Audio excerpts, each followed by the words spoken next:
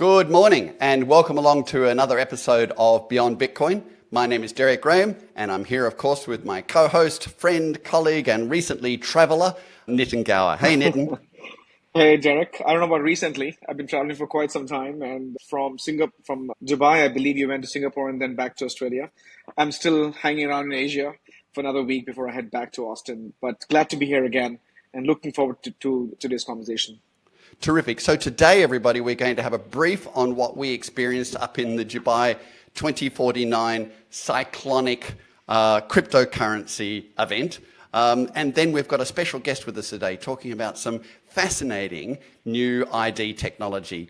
So briefly, 2049, of course, was in Dubai, and it was last week, and Nitin and I were there together, roaming the halls, talking to different people, attending side events.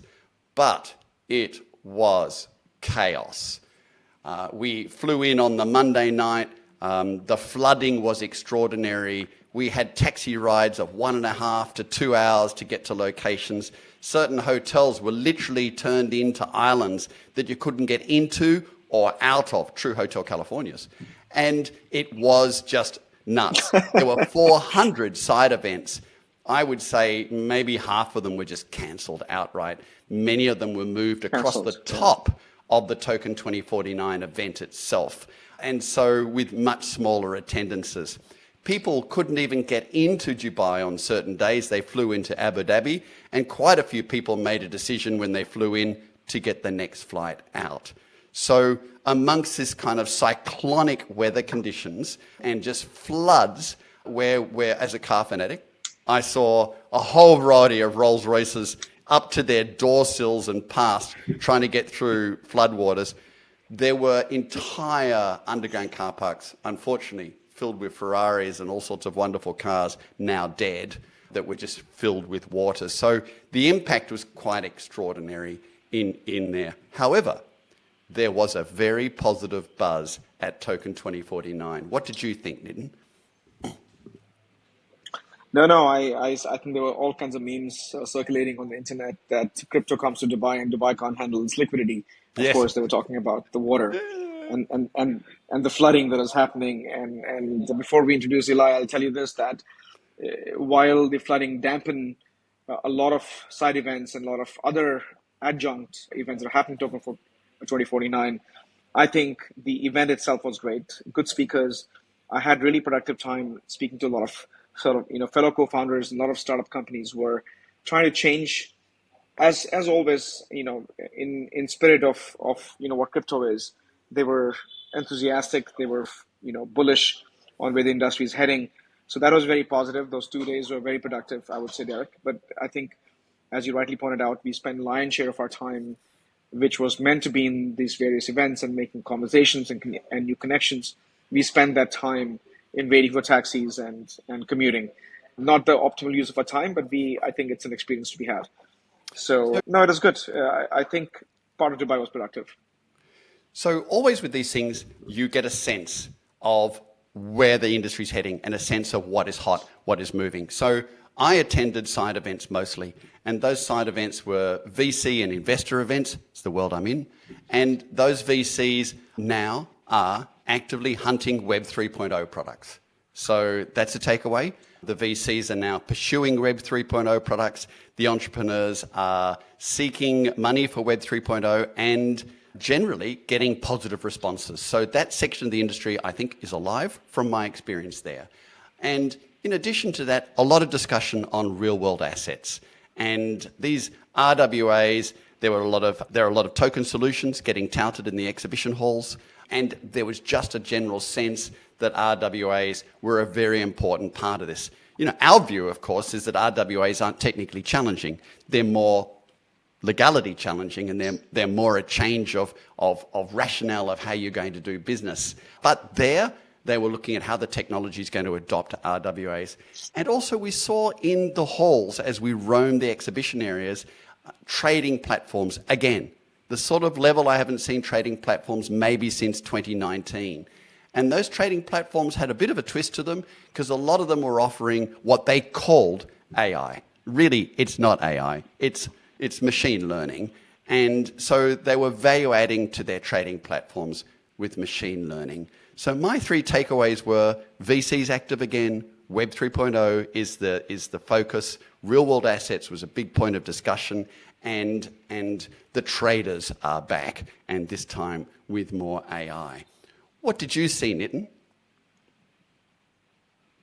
So two things. Of course, AI, both from investment perspective, has taken the front seat, and the crypto community is trying to take advantage of that, and also sort of, tag on the narrative of having AI, which I think technically makes sense only because of the fact that you have this veracity and velocity of data that blockchain emanates, and AI is the only way to make not just sense of it, but also, have the application of either analysis, whether it's for business analysis or for financial crimes and so on and so forth.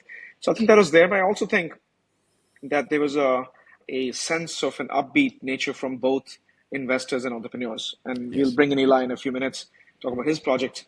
But I think there was a general sense of, one, global regulatory arbitrage.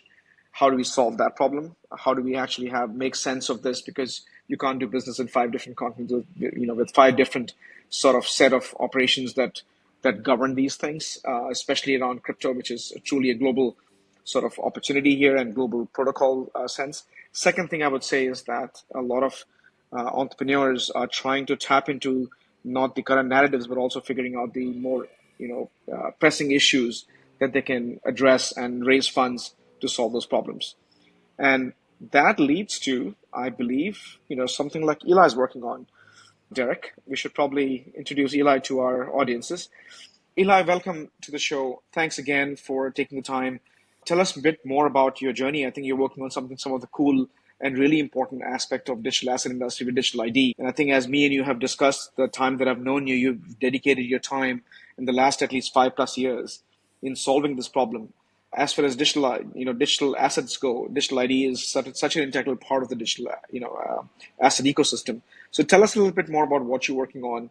What's the journey? What got you to this point that you've decided to spend a lion's share of your sort of career in solving for this problem? Yeah, hi Nitin, hi Deryck. Thank you for having me. Sure. I come from the world of finance. I spent more than 20 years in finance, and I'm an identity theft victim twice. The first time in 2015, and the second time just last year. So I'm really personal with digital identities and securing digital identities because honestly, the struggle you go through when you fall victim and become an identity theft victim, like the struggle on a legal front, the struggle on the emotional front, on the financial front, all the obstacles, like no one wants to do business with you when you are an identity theft victim. You're become a risk to everyone.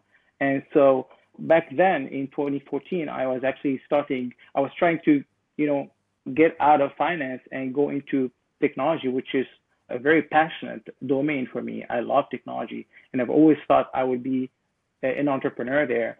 We were building a social platform that is solving the problem of fake profiles, bots, and fake news, which was, back then the trend, like who do you trust? Do you trust what you see? And now it's becoming even worse, obviously, with AI. So when I fell victim in 2015, I realized that it was someone I met back then. He became a friend, and he was, collecting a lot of my information. So he literally contacted my bank and tried to access my checking account and take money from my account. Obviously, there was an open case. We did a long investigation, but to a long story short, we started looking into the problem. Like, what is the problem? How did this happen? At the beginning, I thought like, is it really so uncommon? And it turns out, no, a lot of people actually fall victim this way. And Yes. they don't realize that their personal information is being abused day and night by a lot of fraudsters and scammers. And that's really how we started thinking about KATSH. And so, And have you created a solution yeah, to that? In that space is that there's a great deal of just logistics in being able to constantly provide ID all the time, and the opportunity to create virtually this sort of zero knowledge proof or equivalent and have one biometric idea is incredibly powerful. Is that what you've been centering around? yeah, absolutely. So the biggest problem in this space is that there's an abundance of personal information.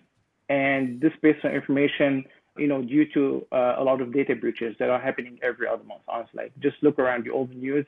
There's a data breach with multi-billion companies like Equifax in 2017, Microsoft last year, and so on. So these data breaches are providing scammers with an abundance of information they can use to their advantage. And this is really where the problem lies. 80% of fraud globally uses stolen ID credentials. And so if you're able to authenticate or authorize who can use your personal information, you're solving 80% of the problem.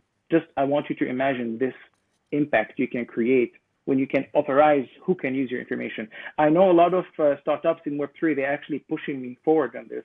They're promising you and pitching that you can authorize who can use your information. You're in control. This is your information. No one has the right to just grab it and use it behind your back. And this is basically what KATSH is promising here. We're promising our users and our businesses, when they use our service, is that they'll be able to authorize who use that information with a biometric identity that is connected to a human, not a machine, not a device. We were centering our solution on an approach that does not connect your identity to the device. Rather, it is connecting the identity to your biological hand. That's it. And so it's cross-device, it's cross-ecosystem. But what's the constant? Your hand. Your hand is the one that can unlock it, can use it on any platform, any smart device. So the big fear here, the big vision is that we want to provide convenience. We want to remove the friction. We want to provide security and privacy at an affordable price. But how do you get the affordable price, which is a very important element? Today, the best biometric systems in the world, I would mention Face ID, Clear, Amazon One, are all based on a device. And when you think about it, that device is costing them tons of money, time to develop, maintain, deploy. Every time there's another device version or generation, same thing, rinse, repeat, deployment, maintenance, and this cost, they have to add it to their pricing models. And guess what? It's costing business a lot of money to adopt these technologies. What we thought about is that what if we can bring that security and convenience and privacy with an affordable price tag? And to do that, we have to eliminate the hardware element, which is extremely costly. And this way, when businesses want to use our service, all they need to do is a software solution. They don't have to deal with any hardware. And this is the beauty about it. Help our audiences understand a few things, right? One is, there's the old way of ID, which is user ID and password. Then we had OTP, which is basically adding two factors. Now we have multi-factor authentication, which looks into biometric plus what you have and what you know, which is user ID, password, and everything else. And I see your use of your hand, which is what the recent Amazon in their stores have instituted as a mechanism to identify. Would that be considered another factor? One. Second question is that a lot of conversation in the industry has been around the amalgamation of Web 2.0 and Web 3.0 authentication, right? There's a whole element as we try to integrate these into our wallets. And the fact that the world is used to and slowly getting and have the threat vectors being addressed with multi-factor authentication, we are trying to sort of bridge the gap between that level of identity and eventually getting into the Web 3 identity models. So help our audiences understand, where does KATSH fit in? Are you should we view you as another in this a plethora of multiple factor, having one more factors, or are you trying to be completely different, and not in terms of cost but also in terms of security, and looking into purely a biometric way of authenticating the users? Great question. We want to eliminate credentials, or what we label in our internal discussions here at KATSH, static information. Today, static information or static devices are basically the authenticator. And the static device is authenticating you for that MFA that every time you generate. But guess what? And this is the biggest risk in cybersecurity. Once your device is compromised, hackers have access to your OTP, they have access to your Microsoft Authenticator, Google Authenticator. All these, I would call them like security stops, they can be bypassed once your device is compromised. And I want to talk more about how the problem gets bigger when you're managing a wallet and a digital asset, and you're trying to connect that wallet to a private key that is connecting you, that is being triggered through a multi-factor authentication or a password. Now, there comes the biggest problem, but we can maybe talk about this in a moment. But what I wanted to mention here is that our approach is that your biometric becomes your password. We want to eliminate all the credentials because guess what? There's credential management. It's a big pain point. It's costly for a large enterprise. Even on an individual level, I think everyone is juggling with hundreds of passwords. And I like you just mentioned earlier, some people have them on a notebook, right? Or they want to keep them secure away from the digital world. And so there's credential management on an individual level. There's a credential management on an enterprise level. It's costly. It's a pain. And, all the employees have to change their password every now and then. They have to keep it secure. Those businesses have to deploy models onto their infrastructure to protect that credential. I mean, there are some numbers that were shocking, like $70 to change a password on an enterprise level. 40% of help desk calls are related to passwords. Like, just think about those numbers, the labor they have to employ. It's just a huge pain point. So no, at KATSH, we took a totally different turn. We want to eliminate credentials. Maybe not from day one. It's not overnight. It's a slow process, but eventually this is our goal. Wow.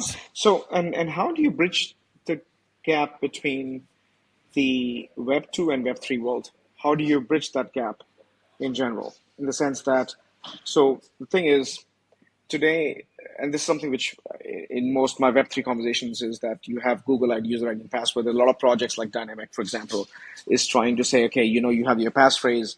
I'm going to attach a passphrase to your wallet ID. That way you don't have to remember a key. The biggest issue with adoption of crypto industry, as you know, has been around key management. And these are complex structures, complex way to memorize these things to keep them safe. And, there've been all kinds of weird way of people trying to keep these keys safe, which has been the biggest impediment, in my opinion, of adoption of crypto assets. Yes. How do you see KATSH ID and what you're building on, bridging that gap and making users more? If what you're suggesting is that I need to tie my credentials to your hand, for example, that's what you're going after, and describe the process per se, because I would imagine you need some sort of an apparatus to detect, just like you would need iris scan detection, or you would need some level of biometric detection, or for instance, fingerprinting and so on and so forth. How do you solve that problem?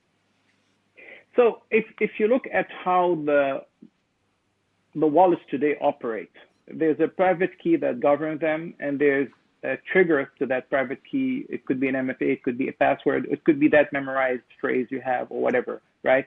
And the problem with this process today is that you can forget that code, you can forget that phrase. Someone can steal it if it's not memorized. That private key also can be compromised. And this is another element where it's really dangerous. So who cares about, honestly, your phrase or your password? If they have your private key, they can just do whatever they want, basically. No, in our case, we're trying to trigger that private key. So we have two solutions in that respect. The first solution is, MFA kind of like replacement, but instead of an MFA, the trigger would be your biometric authentication, which happens on your device or any other device. As long as it's a smart device, it has a camera module, you're fine. So we're providing you the security here where the trigger is the unlock with your hand scan on that smart device. So it's not connected anymore to something that can be compromised, if that makes sense. It's not an MFA where it can be compromised because someone has hacked your account or hacked your device and they have a backdoor to get that code, right? Or there's a SIM swap or whatever. It's not the password that you memorized and they happen to steal it. It's not your private key, which can be also stolen and can be abused really well there. No, it's your hand that triggers the use of that private key, which then unlocks that wallet and provides you access to whatever you want to do there. That's our approach.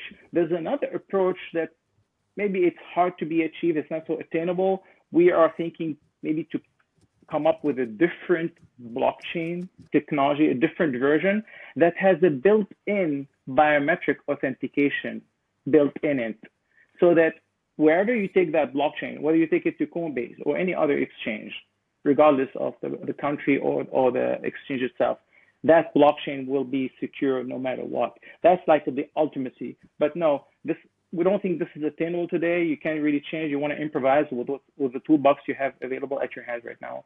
And so their approach is to just have that additional layer remove the static, remove the password, remove the MFA, and have your secure hand unlock that private key so that you can go ahead and do the safe transaction. So Eli, as a listener in this audience, how's that going to happen? Will they have a phone that scans your hand? What will scan the hand if you're not involved with hardware? And when might a listener, user, use this? Would it be every time they have to access their software programs, computers, Google, whatever those normal things when 2FA comes into play? Would it be when they access their Binance, and their wallet? Which level is it going to be engaged, and how does that hand get scanned? And why hand? Why not iris scan, or why not something else? Because generally there's a whole, for example, fingerprints are unique, and so is iris scan. How did you choose hand as the primary sort of mechanism here? Yeah, the whole story behind the hand was that the hand was more rich feature, and honestly, than any other biometric. It does not require an infrared camera. Infrared cameras are notoriously known to be dysfunctional in a heated environment under the sunlight. So in an outdoor setting, they really fail well. We had one of the discussions with NEC in Japan, and they use infrared for border patrol, and they have a problem with that. It doesn't work under the sunlight. And the hand itself is a private biometric. So we want to get private and biometric at the same time, authentication that is secure. And so how do you make it private? Your face, is less private, more invasive. If you think about it culturally speaking, you came from Dubai just a few days ago, and you know very well there people don't like to disclose their faces. So I have some of my clients there back in the day, and they tell me, no, we don't like facial recognition. It's too invasive. We prefer any kind of biometric, fingerprint, whatever, but just not my face. Because again, facial recognition is invasive, while the hand is more acceptable, more receptive as a biometric from all cultures, all ages, and the most races, I would say. And we had our own actually LA-based poll that shows 68% approval on that. That makes sense. And so then how do you scan it? Your camera module. We're only using a camera module on your device. That's it. So that means it can work on your iPad, it can work on your laptop, it can work on your device or any other smart device. So it can be also at the merchant's device. Let's say, I don't know, at Panera Bread or something, I want to buy something there. I can scan at the merchant. It doesn't have to be my own device. So you see, this is the beauty of what we're trying to build. Passwords have been great because they provide you access anywhere. There's no particular device that cannot use passwords. And we wanted to do the same thing, where your hand can access your account on any device, just like a password, but without the hassle and inconvenience of passwords, if that makes sense. Where are you up to now with the tech? Can a member of our audience actually go to KATSH, which is KATSHID.com, and become engaged or get an application? Where are we up to with that? Yeah. We encourage people to visit our site, learn about our technology, our product, and sign up for our early access. Now we're building it. We are conducting beta testing with 4 customers right now. So we're still in the beta testing phase, but we're looking forward end of this year to have a product out that we can deploy with real clients in a real-time environment. Cool.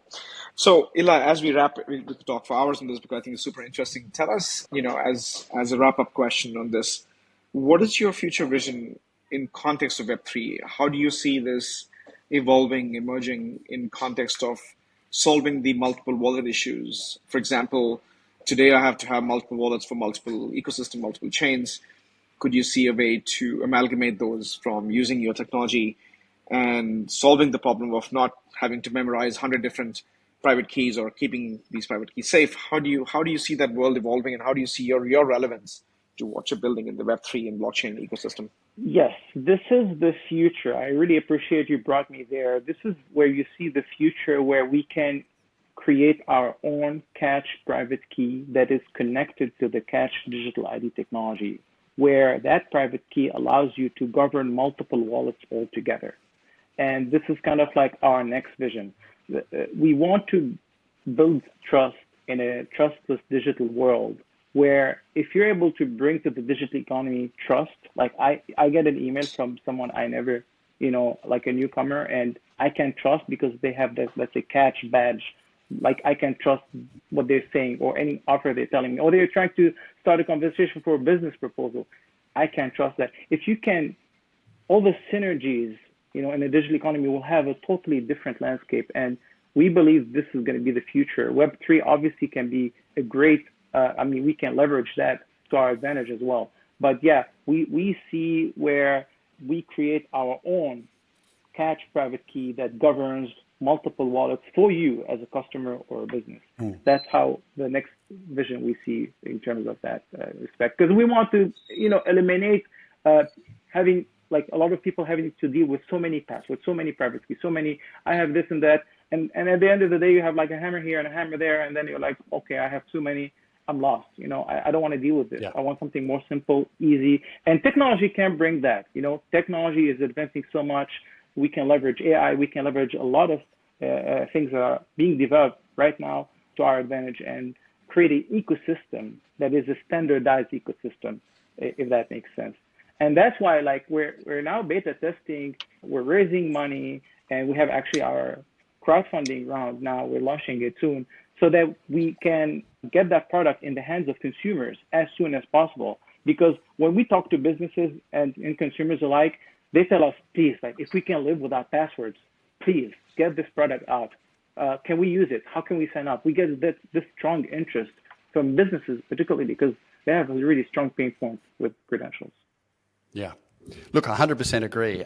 When you look at this world, you want it to become the users to be what, is often nicknamed normies. In other words, normal people, not degens that are fascinated by this space, love their multiple wallets, have got all their user phrases put aside carefully in, metal blocks in third-party locations. No, this has to be something where you can keep your assets, bearer assets, in a wallet, where you can actually have biometric ID that says, this is who I am, now I do the transaction, there it goes.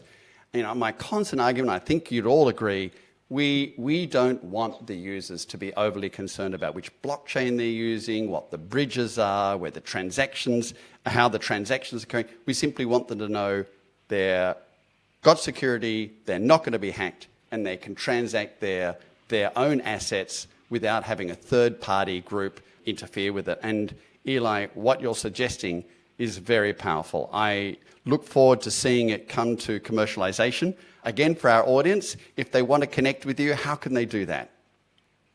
Please visit our website, KATSHID.com. That's KATSHID.com. And whoever wants to connect with me, you can add me to my LinkedIn. I respond to all messages there. That's .com/N-E Farhood. They will find me, or Elijah Farhood. They can find me quickly there on LinkedIn, or you can maybe put it there on the screen. That's terrific. Thank you so much for joining us and talking about a piece of technology which I think as an audience and as a user, we realize how important it is. Look forward to seeing everybody next week for another episode of Beyond Bitcoin. Always reach out, make suggestions, share this with others. Bye for now, everyone. Bye. Thanks, Eli. Great chatting. Thank you. Take care. Bye. Oh, Eli, before you go, hang on.